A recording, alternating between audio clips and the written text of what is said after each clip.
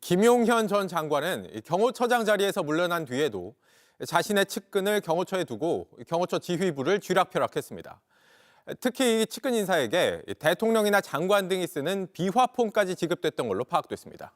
김태형 기자가 취재했습니다.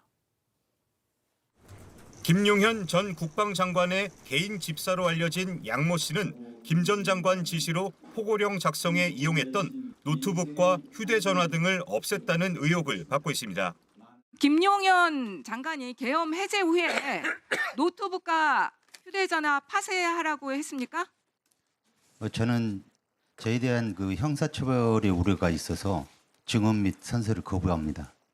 민간인 신분이었던 양 씨는 김 전 장관이 경호처장으로 부임하면서 별정직으로 경호처에 채용됐습니다. 김 전 장관이 국방장관으로 자리를 옮긴 뒤에도 경호처에 남아 김성훈 차장실에서 근무한 것으로 알려졌습니다.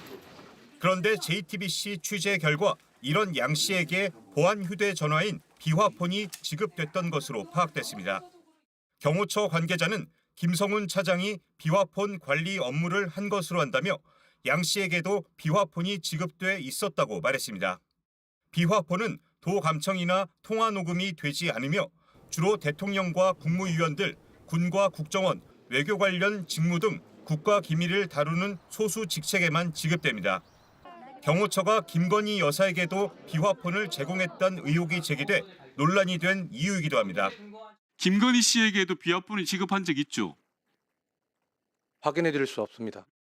양 씨는 김 전 장관이 이른바 김건희, 김용현 라인으로 불리는 김성훈 차장 등과 소통하는 창구 역할을 한 것으로 알려졌고 이 과정에서 비화폰이 필요했을 것으로 추정됩니다. 앞서 윤석열 대통령이 군경 관계자들과 비상계엄을 논의하기 위해 삼청동 안가를 오갈 때 박종준 당시 경호처장은 몰랐어도 김성훈 차장은 알고 있었다는 증언이 나온 바 있습니다.